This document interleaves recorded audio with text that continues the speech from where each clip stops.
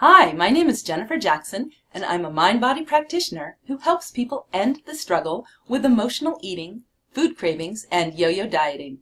And I'm really excited to share with you what I call the missing piece to weight loss. This presentation is for you if you struggle to stick to a diet or healthy eating plan, you sabotage yourself when you get close to your goal weight, or you just can't seem to lose those last pounds.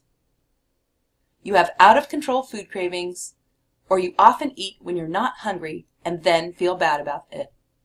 If any of this sounds like you, particularly if you find this very frustrating, then you're in the right place and this presentation was designed for you. The missing piece to weight loss is not another diet or exercise plan. Let's face it, if you've tried lots of different diets, you probably have a great idea of what's healthy and what's not. Most likely, knowledge of what to eat is not the issue. The issue is what lies beneath the surface in your subconscious mind. You may have seen a visual like this before, where the conscious mind is represented by the tip of the iceberg that pokes out above the water, while the subconscious mind is represented by the huge part beneath the water. The conscious mind is associated with willpower, short-term memory, logical and critical thinking. In other words, all the tools we employ when we put ourselves on a diet. While our subconscious mind is associated with our beliefs, perceptions, emotions, habits, values, protective reactions, and long-term memory. In other words, all the programs that run our lives. Scientists estimate that about 90% of our behavior is controlled by the subconscious mind. That leaves a mere 10% to our conscious mind. For the most part, this is a good thing. I certainly don't want to have to think about pumping my own heart, nor do I really want to have to relearn how to tie my shoes or drive my car. I'm very happy that my subconscious mind has these programs totally under control, but there are other programs we have picked up along the way that are not so helpful. This presentation is going to talk about the 5 most common subconscious programs that block people from either losing weight in the first place or keeping the weight off once they've lost it. If you have struggled with food cravings, emotional eating, or yo-yo dieting, keep watching because you're about to learn which programs have been blocking you and what to do about them. So let's look at these 5 programs. Program number 1 reads, "Eating this specific food will make me feel better," and it shows up in your body as food cravings. When we crave a specific food, usually there are positive memories linked to that food, usually memories from childhood. Our subconscious mind has stored these positive memories and has hardwired them to the food. Now, when we're stressed or bored or overwhelmed or just in a habit, our subconscious mind will helpfully remind us how good we felt when we ate that food, and it will nag us in the form of food cravings to eat that food again and again and again. This is a problem when you're trying to stick to a healthy diet and all of a sudden you are craving chocolate pastries and you don't just want one. This is the most common subconscious weight loss blocking program. 99% of people who struggle with weight have it. If you often crave a particular food or kind of food, you probably have this program as well. We're going to talk about what to do about that in a minute, but for now, let's look at program number 2. Program number 2 reads, "The best way to escape, numb, distract myself from this pain is to eat," and it shows up in your life as emotional eating or binge eating or just eating pretty often when you're not hungry. While the first program developed from positive experiences, this next program developed from negative experiences. Somewhere in childhood, you might have learned to associate eating with feeling better. This is especially true if there were things to escape from in childhood, if mom and dad fought a lot, if there was any kind of abuse, if one or both parents were alcoholic, or if there was any other kind of trauma or chaos. At some point, you might have noticed that food eased the pain. This pattern could have also developed into a problem later in life during a painful period such as a death, bad breakup, divorce, job loss, financial stress, or any other painful, high-stress situation. Your brain then fused together eating as a way to escape, numb, distract yourself from feeling painful emotions. Now, even during minor stresses of the day, your brain helpfully reminds you how much better food makes you feel. Moderate amounts of sugar and carbs do make us feel better. They actually do send feel-good chemicals to the brain, and I don't feel that small amounts of this are okay. But when we keep wanting more and can't stop and hurt ourselves with overeating, then it can become a serious problem. If you often eat when you're not hungry, tend to eat more when you're feeling stressed, bored, lonely, sad, etc., have a hard time stopping once you start, and or feel guilty or ashamed about your eating, then you are probably running this program.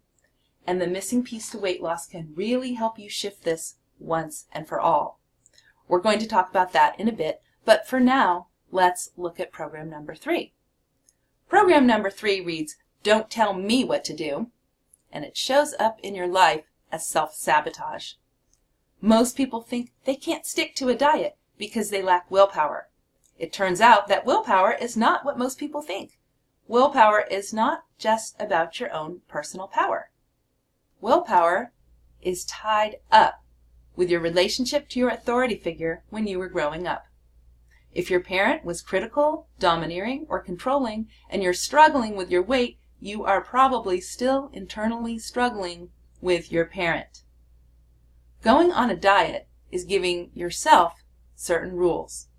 The problem is we all take on the voice of our authority figures, so you may be giving yourself the rules, but it might be triggering your struggle with your authority figure, and at some point your subconscious says, "No way, don't tell me what to eat. I want those French fries right now, get lost." And before you know it, your hand is bringing French fries to your mouth, even though consciously you might have planned not to eat them. If you had a difficult relationship with one or more authority figures growing up, and you tend to sabotage your weight loss efforts, then you are probably running this program. So let's look at program number 4. Program number 4 reads, "Clean your plate," and it shows up in your life as being compelled to finish whatever is on your plate, even if you don't really want it, not being able to throw food away, or even hoarding food. Lots of people who struggle with weight have trouble leaving food on their plates, and especially throwing food away. They feel guilty, like it's wasting money, wasting food, somehow not right.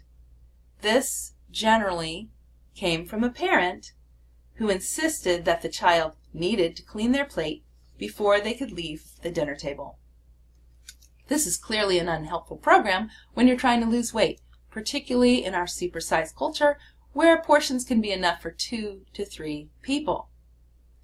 So if you were told to clean your plate as a child, feel compelled to finish all your food even if you're no longer hungry, or have a hard time throwing food away even if you don't want it, then you are probably running this program. Now we come to the strongest program of all, which reads, "It's not safe to be thin." And this shows up in your life as sabotaging your efforts when you reach your goal weight or getting close to your goal weight. When people are running this program, they start to feel uncomfortable or unsafe when they get within sight of their goals. They might feel uncomfortable when people compliment their appearance, or unsafe and want to hide when they're given any kind of sexual attention.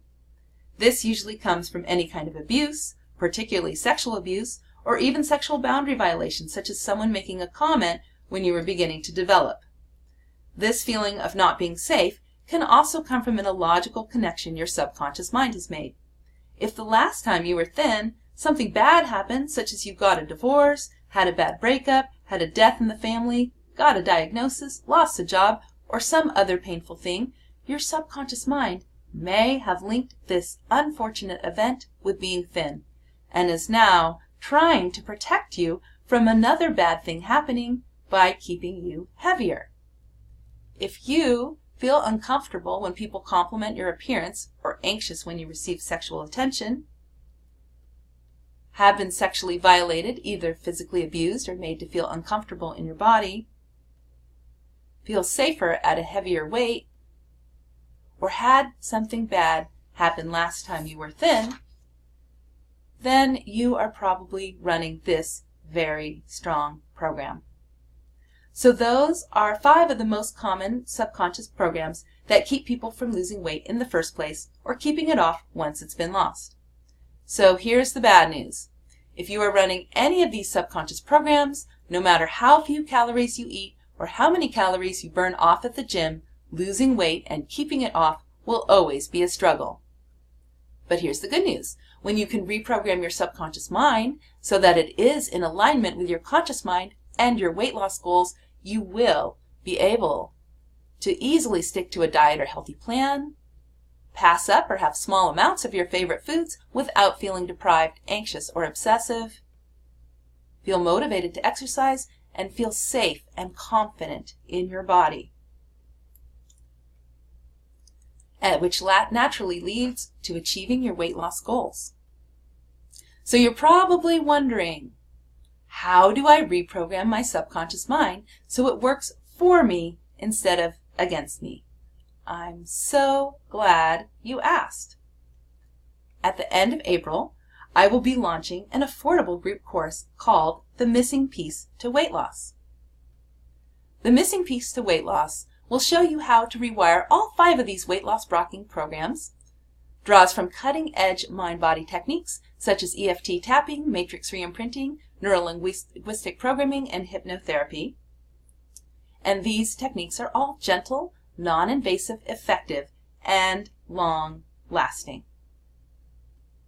So I want to tell you about my client Shannon's success story.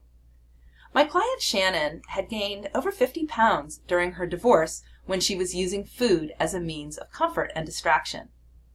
But in just a couple sessions, we were able to completely transform this behavior so that in our 6 weeks together, she was able to lose over 20 pounds. She is now well on her way to her goal and feeling so much better, happier, and more confident in her body. So if we can pinpoint your subconscious blocks, we can reprogram them so you can enjoy success as well. If you are interested in trying this out, I have a special offer for you. I will be offering a sample 90-minute workshop in several locations in early April that will show you how to dissolve food cravings on the spot. In this workshop, you will arrive with the food you crave most and leave no longer craving it.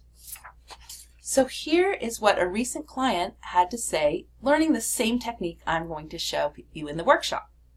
Wow, I had a tapping session for cravings with Jennifer, and I went from a 10, as in really, really wanting that piece of chocolate in front of me, to 0 in just a few minutes. Several weeks have now passed, and I have not craved chocolate at all. In the past, chocolate has definitely been my weakness. I'm currently on a medical cleanse to regulate my hormones, so it's extremely helpful to not have the urgent feelings of needing to eat chocolate throwing off my wellness goals. I highly recommend trying this for yourself toward whatever cravings you're holding on to. What a relief it is not to feel this chocolate addiction attachment anymore.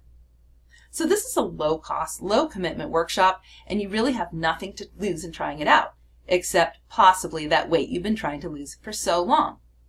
If you're interested in giving it a try, you can either sign up for the workshop by clicking one of the links below, or you can book a free call with me to discuss the different options for learning to use these techniques in your life.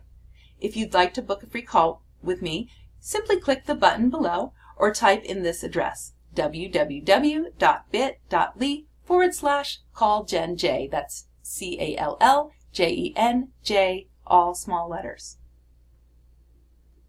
So thank you so much for watching this video, and I hope to talk with you or see you in a workshop soon so you can start making progress on your weight loss goals right away.